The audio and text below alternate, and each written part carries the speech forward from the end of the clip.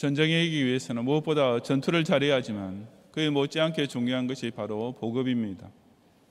조그마한 유목민에 불과했던 몽골이 역사상 가장 넓은 지역을 지배하는 세계적인 제국이 될 수 있었던 이유도 그들의 전투력이 뛰어났던 것뿐 아니라 병정으로 차출된 사람에 대한 지원을 그 가족들이 직접 담당하는 특별한 보급 체계가 성공했기 때문이었습니다.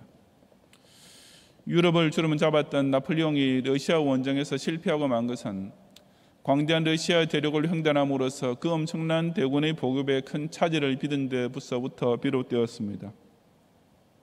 반면에 영국이 히틀러의 침략에서 생존하고 연합군 대반격의 교도부가 될 수 있었던 것은 독일의 무제한 잠수함 작전에도 불구하고 호송선단을 통한 해상 보급로를 끝까지 지킬 수 있었기 때문이었습니다. 전투와 보급, 전쟁에 쓰기 위해서는 이 두 가지를 동시에 잘해야 한다는 것은 실로 병법의 상식에 불과합니다. 성경 말씀은 전투하는 지상교회에서도 그와 똑같은 원리가 적용되고 있음을 일깨워줍니다. 땅끝까지 복음을 전하는 영적 전투에서 승리를 거둘 수 있기 위해서는 전도자라는 전투원과 교회라는 보급부대가 각각 완수해야만 할 책임이 있는 것입니다. 오늘 제네바 신학대학원 대학교 주일을 맞이하여 이 선지학교를 중심으로 진행되고 있는 복음 전선의 현장에서 앞으로도 계속 연전연승하기 위해 교회와 전도자가 어떻게 합력해야만 하는지를 함께 상고해 보고자 합니다. 첫째, 교회는 전도자의 생기를 물질로 지원하는 보급의 책임을 완수해야 합니다. 1절부터 7절까지 함께 봉독하겠습니다. 내가 자유인이 아니냐, 사도가 아니냐, 예수 우리 주를 보지 못하였느냐, 주 안에서 행한 나의 일이 너희가 아니냐, 다른 사람들에게는 내가 사도가 아닐지라도 너희에게는 사도이니 나의 사도됨을 주 안에서 인친 것이 너희라. 나를 비판한 자들에게 변명할 것이 이것이니 우리가 먹고 마실 권리가 없겠느냐.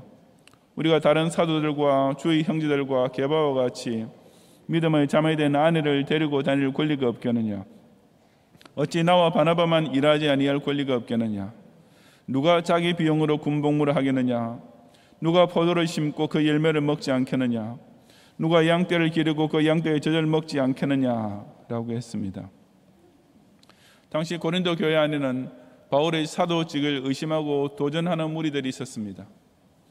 그 반론으로 바울은 우선 자신이 예수 우리 주를 보았다고 선포함으로써 자신의 사도직의 합법성을 증명하고 있습니다.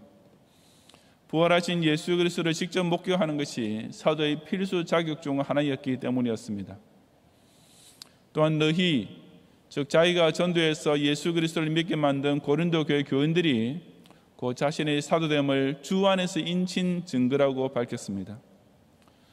본성적으로 악한 죄인의 심령을 예수님께로 이끌어 이 구세주를 믿고 섬기게 만드는 사역이란 정말 보통 어렵고 큰일이 아니며 더욱이 가짜 전도자를 통해서는 결코 일어날 수 없는 일입니다.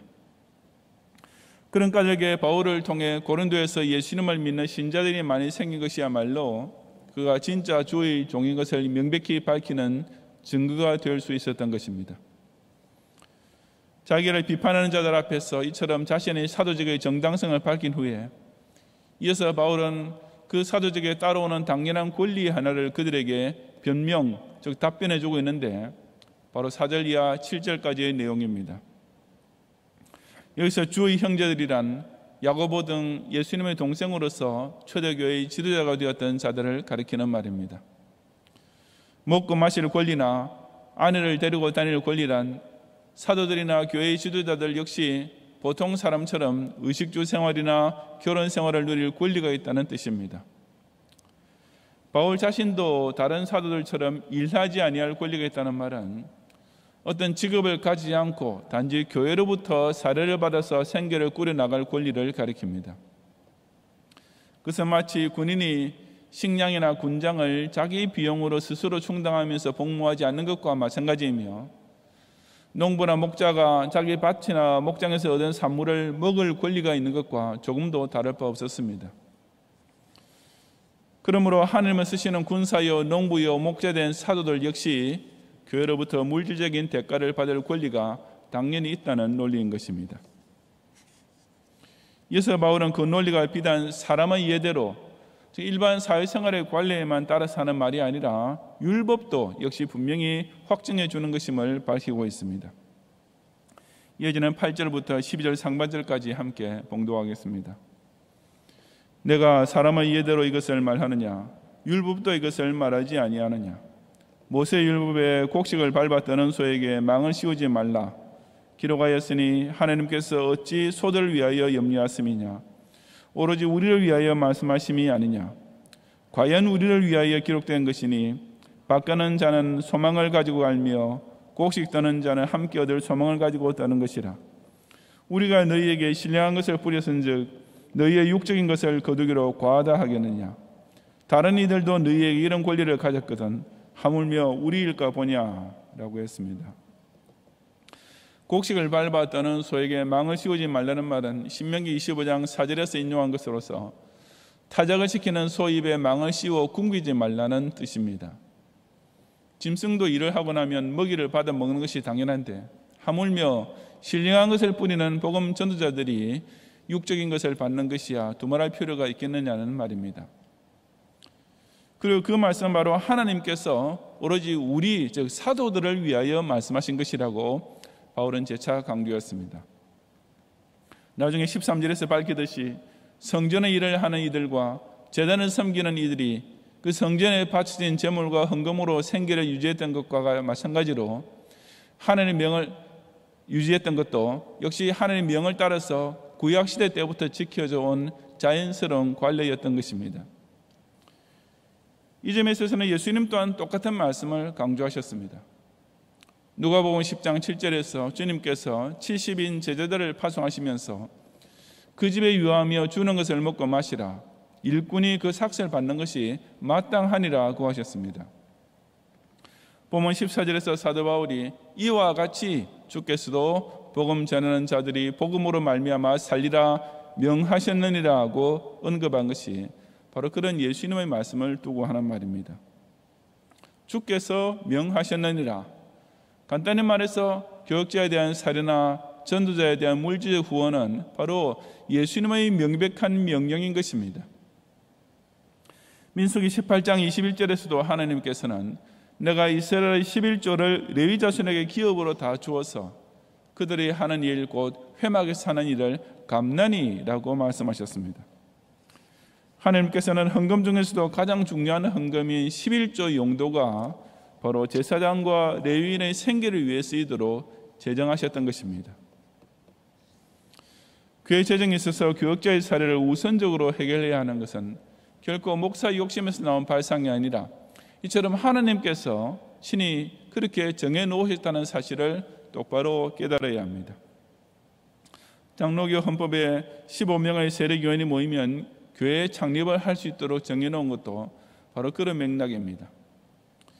10가정 정도의 11조만 합쳐도 한 사람의 평균 수입은 되니까 그것으로 교역자의 생활 문제는 일단 해결되는 것이고 나머지 감사헌금이나 주일 헌금 등으로 교회 운영을 맞춰 나갈 수 있다는 계산이 나오기 때문입니다.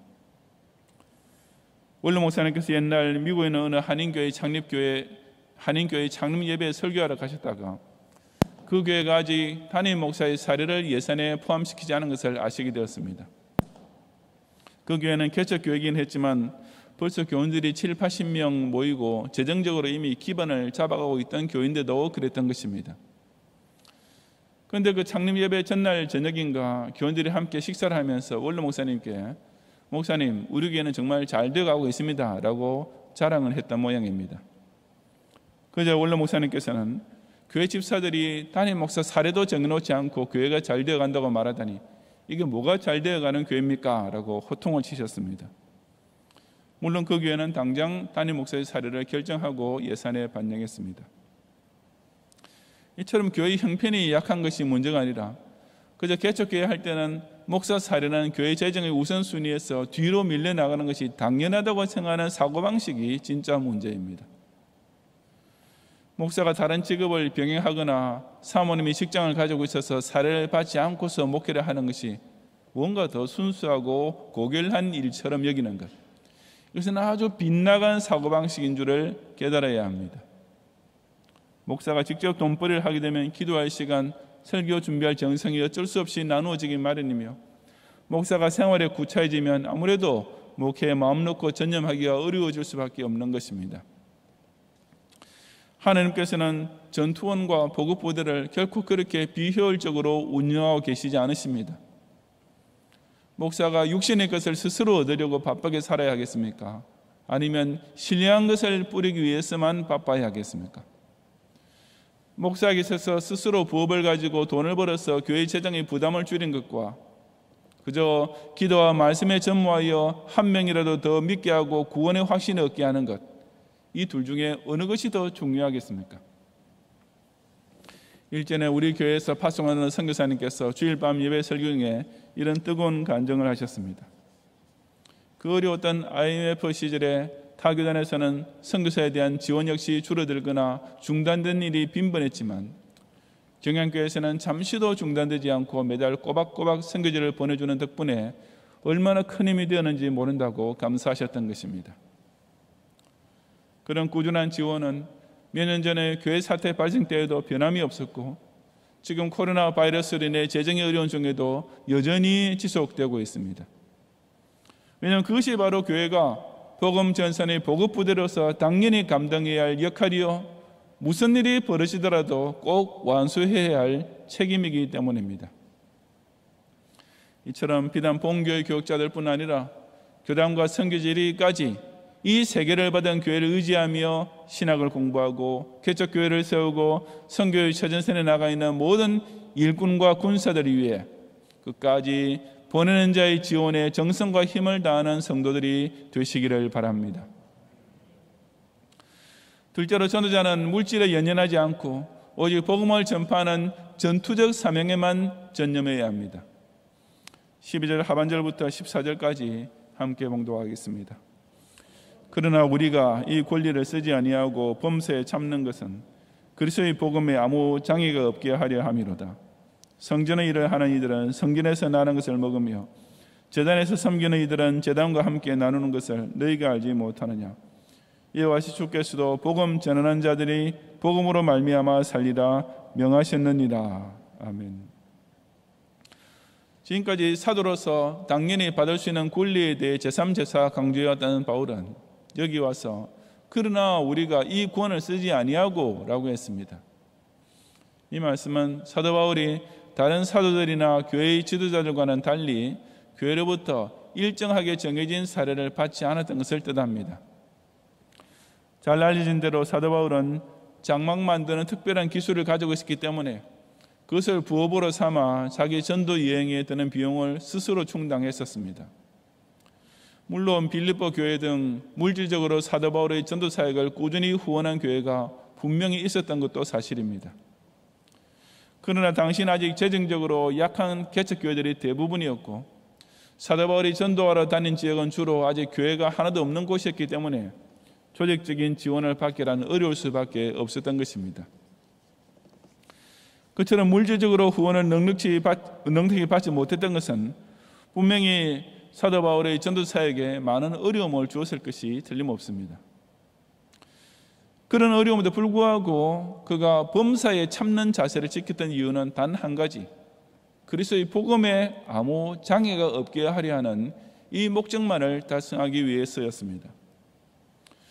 교회로부터 정식 사례를 받지 못한다는 현실은 사도 바울이 완수해야만 할 사명의 본질과는 상관없는 일이었기 때문에 물질적인 부족함과 생계 어려움은 적어도 자신의 복음 사역을 중단해도 될 변명은 결코 될 수 없었던 것입니다. 계속해서 15절부터 18절까지 함께 봉독하겠습니다. 그러나 내가 이것을 하나도 쓰지 아니하였고 또 이 말을 쓰는 것은 내게 이같이 하여 달라는 것이 아니라 내가 차라리 죽을지언정 누구든지 내 자랑하는 것을 헛된 대로 돌리지 못하게 하리라. 내가 복음을 전할지라도 자랑할 것이 없음은 내가 부득불할 일임이라. 만일 복음을 전하지 아니하면 내게 화가 있을 것이로다. 내가 내 자의로 이것을 행하면 상을 얻으려니와 내가 자의로 아니한다 할지라도 나는 사명을 받았노라. 그런즉 내 상이 무엇이냐? 내가 복음을 전할 때 값없이 전하고 복음으로 말미암아 내게 있는 권리를 다 쓰지 아니하는 이것이로다. 아멘. 여기서 사도 바울은 이 말을 쓰는 것은 내게 이같이 하여 달라는 것이 아니라고 밝혔습니다. 즉 내가 무슨 선교 헌금을 더 받고 싶어서 이런 말 하는 것은 결코 아니다라고 정말 자신의 진심을 알아달라는 간청입니다. 이어지는 구절에 내가 차라리 죽을지언정 누구든지 내 자랑하는 것을 헛된 대로 돌리지 못하게 하리라 하는 말은 나는 내가 대가를 받지 않고 복음을 전하는 이 특권을 잃느니 보다는 차라리 죽는 것이 낫겠습니다 라는 뜻입니다. 교회가 사도들에게 물질적으로 후원해야 마땅하다라는 것은 하나님께서 교회에 주신 명령인 까닭에 사도 바울은 그대로 가르쳤습니다. 그러면서 자신은 혹 그것을 빌미로 해서 자기 욕심을 채우는 사람이 되지 않으려고 이처럼 극도로 조심하고 있었던 것입니다. 왜냐하면 사도 바울에게 있어서 복음 전파의 동기와 목적은 물질 그 자체와는 전혀 동떨어진 데 있었기 때문이었습니다. 그는 복음 전파를 부득불할 일이라고 했습니다. 이것은 하기 싫지만 억지로 하는 일이라는 말이 아니라 하나님께서 강권적으로 시키셔서 하는 일, 즉 하나님의 절대적인 명령인 까닭에 순종하지 않을 수 없는 일이라 하는 뜻입니다. 그래서 다른 말로 하자면 곧 사명의식입니다. 만약에 이 명령을 수행하지 않으면 화가 있을 것으로, 즉 직무유기에 대한 하나님의 징벌이 내릴 것이라고 벌벌 떠는 마음 하나로 바울은 그 사명에 충성을 다했던 것입니다. 내가 내 자의로 이것을 행하면 상을 얻으려니와 라는 말은 좀 더 쉽게 번역하자면 나는 보수를 받기 위한 목적으로 일부러 이런 일을 하는 것이 아니다 라는 뜻입니다. 이어지는 말 자의로 아니한다 할지라도 나는 사명을 받았노라는 말도 하나님께서 내게 이 직분을 맡기셨기 때문에 나는 선택의 여지가 없이 이 일을 해야만 한다는 의미입니다. 사도 바울이 자기 사역에 대하여 물질적 보수의 상을 바라지 않았던 이유는 그가 다른 상을 항상 염두에 두고 있었기 때문이었습니다. 그것이고 그가 복음을 전할 때 값없이 전하고 있는 권리를 다 쓰지 아니함으로써 얻게 될 상이라고 했습니다. 즉 복음 전파 사명을 수행한 전도자에게 주어지는 진짜 상이란 그 수고하고 노력과 정비례하는 물질적인 살에 있는 것이 결코 아니라 바로 예수님 앞에서 남겨져 있는 상급인 것입니다. 죄보다 제법에만 신경을 쓰는 것은 세상 무당들이나 하는 짓입니다. 그래도 불구하고 목사라는 사람 중에도 그처럼 제법만 찾는 사꾼들이 있습니다. 교역자가 없는 작은 교회에 초청을 받아가서 설교한 후에 사례를 주지 않는다고 버티고 서 있는 목사가 있는가 하면 전도사가 오버타임 근무를 하는 만큼 교회에서 따로 수당을 받아야 한다는 따위의 요구를 주장하는 소위 무슨 전도사 협회라는 것도 있는 것입니다. 제가 다녔던 미국 신학교의 실천 신학에 있었던 일입니다.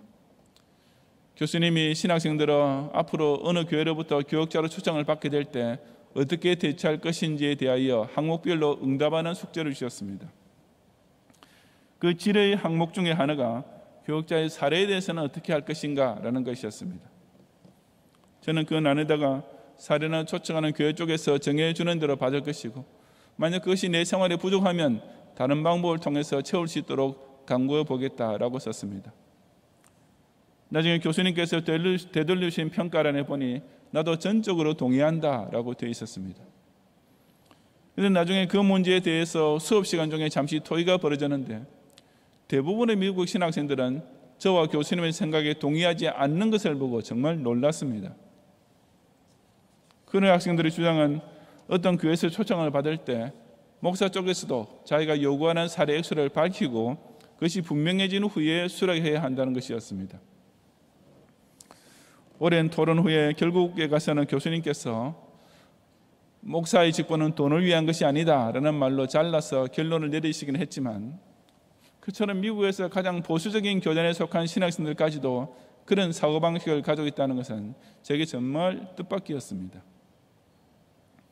신학생이 목회에 나서기 전에 사례부터 신경을 쓰고 목사가 은퇴할 때를 대비해서 축제에 정신이 팔려 있으면 이미 사꾼일 뿐이지 결코 사명인은 아닙니다. 전투하는 삼세끼 주는 대로 먹고 오직 전투에만 전념해야 마땅한데 그러지 않고 보급품이나 몰래 빼돌려 모아놓았다가 제대할 때 한미천 가지고 나갈 생각만 하고 있다면 그 부대가 전쟁에서 어떻게 될지는 뻔한 노릇이 아니겠습니까? 그러므로 전도자는 교회 앞에서 보수를 요구해서는 안 됩니다. 하지만 하나님께서 교인들에게 복음 전도자의 생계를 지원해야 할 책임을 분명히 주셨다는 사실만은 정확히 가르쳐야만 합니다. 그리고 일단 교인들에게 그 책임을 가르치고 나면 자신은 더 이상 사례에 대하여 신경 쓰지 말고 이제는 그저 자기 쪽의 책임에만 전념해야 마땅한 것입니다. 원로 목사님께서 언제가 고려신학교 졸업예배 설교 시간에 목사는 잡이 아니라 사명입니다 라고 외치시던 말씀은 제가 평생 잊을 수 없는 좌우명이 되었습니다. 세상의 모든 다른 직업은 돈을 벌기 위해서 하는 것입니다. 이것이 자본주의 사회의 철칙이며 또한 자본주의 사회를 강력하게 만드는 지극히 정당한 직업 윤리이기도 합니다. 하지만 적어도 목사라는 직분만큼은 그렇지 않습니다. 목사는 돈을 벌기 위한 직업이 결코 아니라 당장 굶어 죽더라도 부적불해야 할 사명일 뿐이기 때문입니다. 우리 제네바 신학대학원을 통해 이런 복음의 사명인이 계속 배출되고 경양의 별들의 학교를 통해 이처럼 하나님께로부터 부름받은 소명인들이 계속 자라날 수 있도록 기도하며 후원하는 성도들이 되시기를 바랍니다. 성도 여러분, 2차 세계대전 때 연합군의 승리 요건 중 하나가 2.5톤 군용 트럭을 이용한 보급 수송의 효율성에 있었다고 합니다. 유명한 패턴 장군은 보급 부대의 중요성을 누구보다도 더 잘 알았고 그래서 그 관계자들의 공훈을 취하며 훈장을 주면서 전투대원의 무기는 소총이지만 보급대원의 무기는 2.5톤 트럭이다 라고 말했습니다. 바로 그 보급부대의 표어가 Make the Army Run, 육군이 돌아가게 만들자라는 것이었습니다. 실제로 전쟁을 할 때 직접 총을 들고 싸우는 전투부대에 속한 인력보다도 보급을 비롯한 여러 방면의 지원부대에 속한 인력이 훨씬 더 많다고 합니다. 그런 지원부대가 그 역할을 제대로 해야만 전투부대원이 총 한 방을 더 쏠 수 있게 되고 적군 한 명을 더 무찌를 수 있게 되는 것이며 결국 육군 전체가 제대로 돌아갈 수 있는 것입니다. 목사, 선교사, 신학생을 교회와 성도들이 후원하는 것도 똑같은 원리입니다. 전자는 전투부대이고 후자는 지원부대입니다. 목사는 혹 복음에 딸려도 계속 복음 전파의 전투를 죽을 때까지 계속해야만 하고 교회는 그 전투원들의 식량과 탄약이 한시라도 떨어지지 않도록 계속 지원을 해야만 합니다.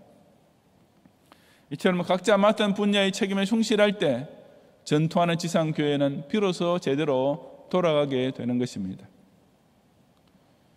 복음으로 말미암아 살리라는 원칙은 실상 양자에게 다 적용됩니다. 전도자가 복음을 전파하는 일에 전력을 다해야 교회가 살게 될 것이고 그렇게 교회가 살아있어야 교원들 역시 살 수 있을 것이기 때문입니다. 전투대원들이 총을 쏘지 않고 식량만 찾아 헤매게 되면 그 전쟁은 질 수밖에 없으며 보급부대원이 자기만 먹고 살겠다고 전투대원을 지원하지 않으면 결국 자기도 적군에게 죽임을 당할 수밖에 없는 것입니다. 그러므로 교회의 헌금은 사회사업이 아니라 오직 복음사업에 집중적으로 투자되어야 하며 빈민을 구제하는 일이 아니라 오로지 전도자들을 후원하는 일에 최우선 순위를 두어야 마땅합니다. 계속 불경기에 허덕였던 우리나라의 경제는 지난해 코로나 바이러스의 악재로 인해 더욱 곤두박질 치게 되었습니다. 자연히 대부분의 교회들 역시 재정에 큰 어려움을 겪을 수밖에 없었는데 정말 놀랍고도 감사하게도 우리 경양교회는 경상비 수입을 예산 대비 90% 가까이 내게 되었습니다. 이런 일이 도대체 어떻게 가능했는지 인간적으로만 생각하면 계산이 안 되는 일이지만 저는 이것이야말로 하나님께서 진정 우리 경양교회를 소중히 사용하고 계시는 증거이며 또 우리 경양의 성도들이 그런 하나님의 선하신 뜻을 문자 그대로 평화시대에 순교하는 각오로서 순종한 결과라고 확신합니다. 여러분께서 그처럼 정성과 힘을 다해 바친 헌금이 지난 2020년에도 우리 재신노예와 선교지와 신학교에 속한 많은 전도자들을 먹이고 입혔으며 바로 그 때문에 이들은 복음 전파에만 전심전력을 다할 수가 있었습니다. 이것이야말로 가든지 아니면 보내든지 하라는 사명을 전도자와 교회가 각각 책임 있게 수행한 결과 함께 거두게 된 자랑스러운 승리가 아니고 무엇이겠습니까? 앞으로도 계속하여 이 경영교회가 파송하는 전도자들이 복음으로 말미암아 살 수 있도록 전심전력을 다하는 지원군들이 됨으로써 그런 든든한 복음을 받고 복음을 값없이 전하는 전도자들이 거두게 될 구령의 많은 열매를 함께 주수하는 성도들이 되시기를 주님의 이름으로 축원합니다.